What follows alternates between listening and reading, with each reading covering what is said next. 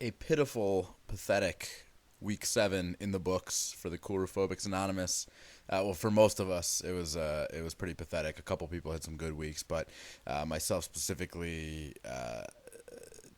didn't go so well. But we'll touch more on that later. Start off with the waivers and trades. Obviously last week was all about waivers with Palmer Fest 2011, but we'll move past that. This was one that actually was sort of one of the aftershocks. Justin sends Darren McFadden and Aurelius Ben to Kraus for Anquan Bolden, Ahmad Bradshaw, and Beanie Wells. Kraus, won this trade even before Beanie Wells got hurt. However, the McFadden injury kind of equalizes it a little bit. But I think it's still, judging it without the injuries, it's a win for Kraus. McFadden is top 3, top 5 running back in fantasy.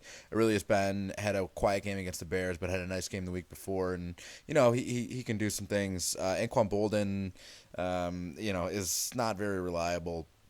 Ahmad Bradshaw is pretty solid, but he's no McFadden.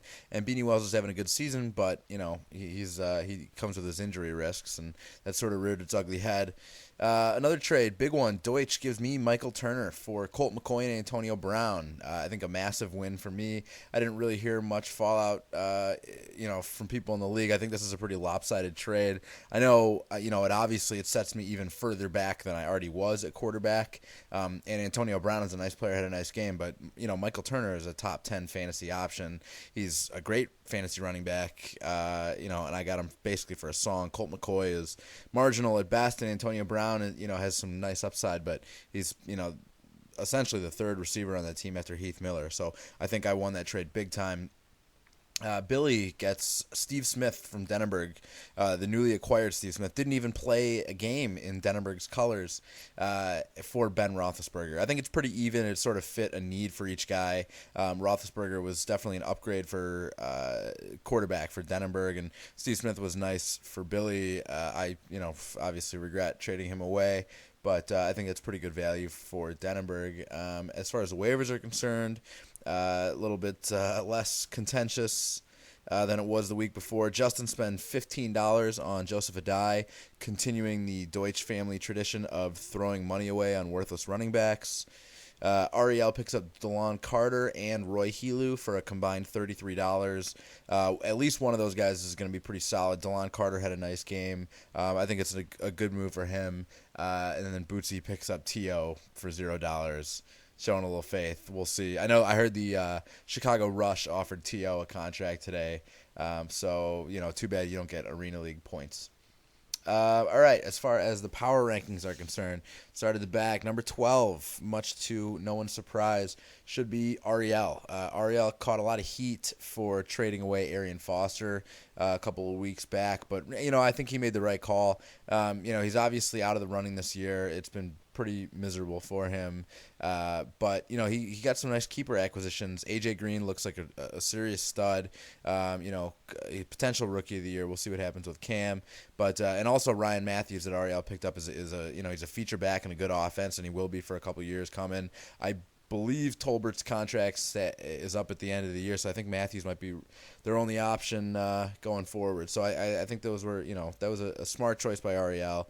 Obviously, he's backing up the truck a little bit, but he just needs to win a couple here in order to let the number 11 owner pass him by for clown position. That number 11 owner is Justin. I only scored a couple more points this past week, so I'm certainly not in any position to talk, but Justin should really be ashamed of last week's performance. I looked through, 51.44 points is the lowest weekly total in league history. Ernest Graham and Beanie Wells both exited early with injuries. Malcolm Floyd, Nate Washington, Mercedes Lewis are just terrible. And Phillip Rivers just has absolutely failed to deliver on his draft spot. Justin mysteriously won a couple games early, but, it looks like he's sinking pretty fast. In at number 10, Brian Deutsch. Deutsch destroyed his brother this weekend, so at least he's got bragging rights. He finally got a nice game from Mark Sanchez, but losing Hightower for the year and Santana Moss for a few weeks, certainly not help in Brian's mission of avoiding the clown suit. Antonio Brown is a nice replacement for Moss temporarily, but nothing is really going to fill his running back void that is now Turner and Hightower sized. In at number 9, I put myself. Even if Marshawn Lynch had not absolutely ass-fucked me and had given me time to swap into Marco Murray, I would have barely beaten Kraus, and I still would have lost to Bootsy. I helped myself trading for Turner. I've got 2 of the top 5 running backs in fantasy football with Turner and Ray Rice. And also, it looks like DeMarco Murray should be pretty good. I mean, I've got Murray and Felix Jones. I got to believe one of those assholes is going to turn out. But, my quarterback situation is just as dire as ever. Unless Bradford comes back this week, which it doesn't look like he's going to, I'm going to be starting Blaine Gabbert again with no backup. Blaine Gabbert, as you all saw on Monday night, is horrifically bad, and I'm in a lot of trouble.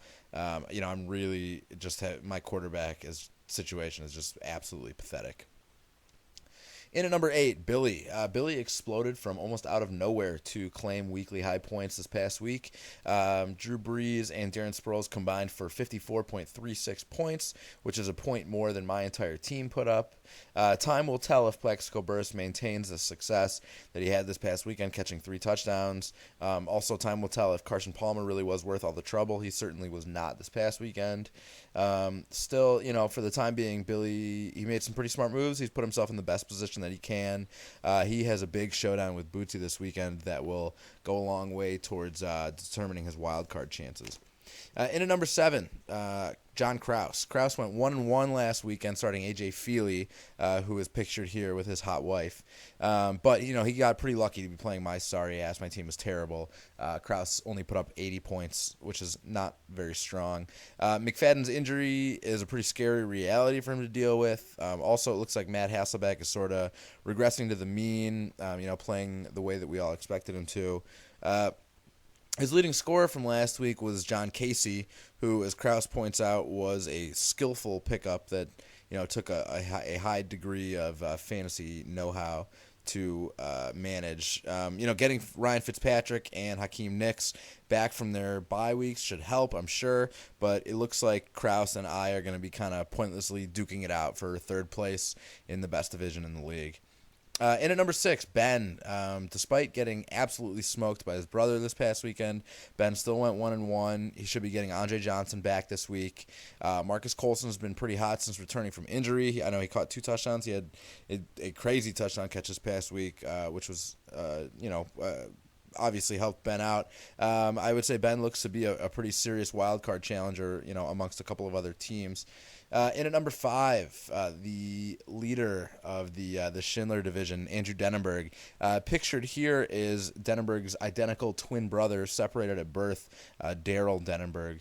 The Roethlisberger to Wallace connection, especially now that he's acquired Roethlisberger, could be a serious moneymaker for Denenberg. I mean, they had that sick 95-yard touchdown pass this past week. Getting Vic and Gore back from bye is definitely going to help as well. Say what you want about Denenberg beating up on a shitty division, but his team is legit.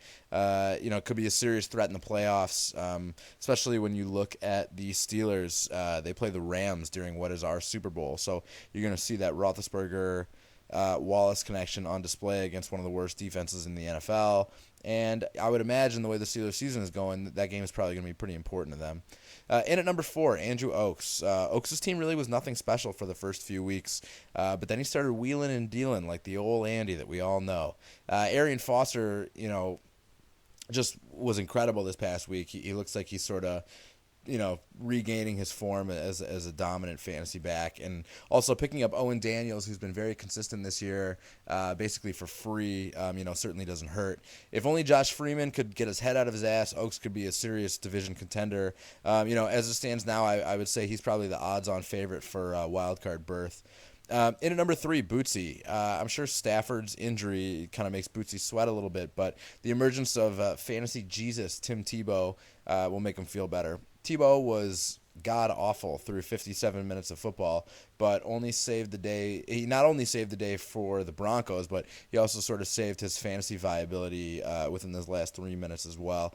Forte was great, as always, and, Bootsy, he has a very well-rounded team. McGahee's injury hurts his depth a little bit, but he's only going to be out for a couple of weeks, so not much of a big deal there. In at number 2, Jason Plotzker. He had a sick game from Rodgers this past week, but Plotzker really hit a rough patch. His The next highest scorer behind Rodgers was Jordy Nelson with 5.2 points, and then Tomlinson with 5.1. And I don't think anyone else scored above 3 points for him, so it was pretty ugly. This was his biggest bye week, so he was down a lot of people. I would imagine he'd get back to normal soon. His receivers kind of suck, but Rodgers just more than makes up for that. So I know Plotzker sent out an email today saying he's willing to trade Aaron Rodgers. That doesn't strike me as a particularly good idea, but whatever you want to do. In at number one, Ted. He tasted defeat last week, but after that, he got back to his winning ways this past weekend, putting up a respectable 117 points with Brady out on bye. Ted does have some reason for concern. Javid Best is in some pretty bad shape, might miss the season. And Peyton Hillis, D'Angelo Williams just both really, really suck. So, I don't know. That being said, Cam Newton is basically a starting quarterback and a starting running back in one. He's got 9 rushing touchdowns on the year, which might lead the league. Ted should be in pretty good shape. I don't think he has too much to worry about. As I'm looking over my notes here, I realized that I neglected to single out a couple of the big matchups for this upcoming week. So sorry about that, but I know that I mentioned it before.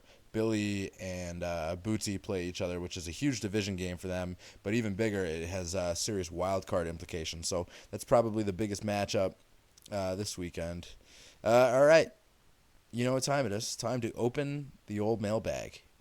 Because when you control the mail, you control information. Starting, Dear Mr. Bauer, if you could live one random day in the life of any of our league members, who would it be and why? Twinkle, twinkle, Jason Plotzker. Great question, Plotzker, or should I call you the master of commando? I do have a few different thoughts on this.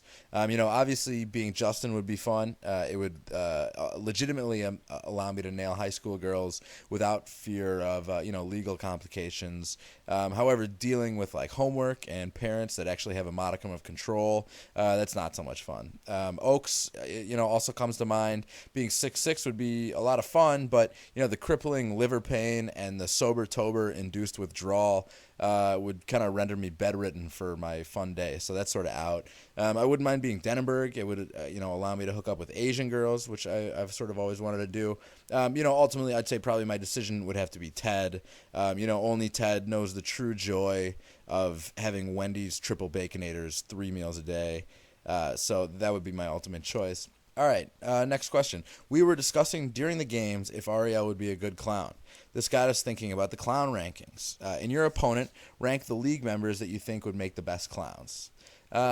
Brian Deutsch. Well, I think this is a great question. It's an interesting subject. Just because your team is laughably bad doesn't necessarily make you that person fit to be clown.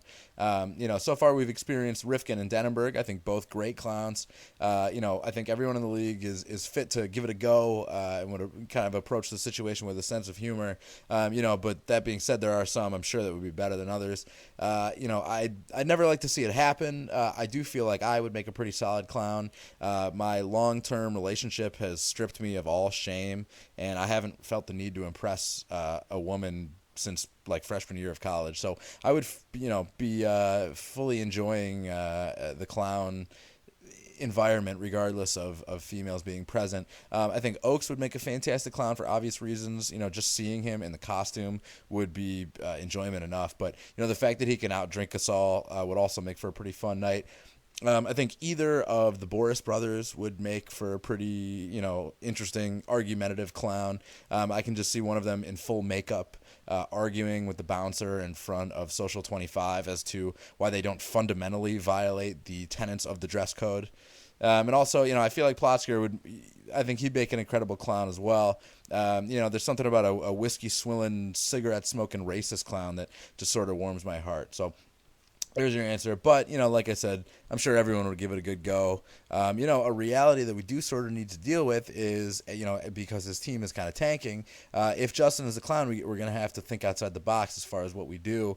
I would propose just some type of kegger or some kind of rage or party, that we can just get him absolutely clown face wasted. But, obviously we'll touch on that as we get a little bit closer to the end of the year.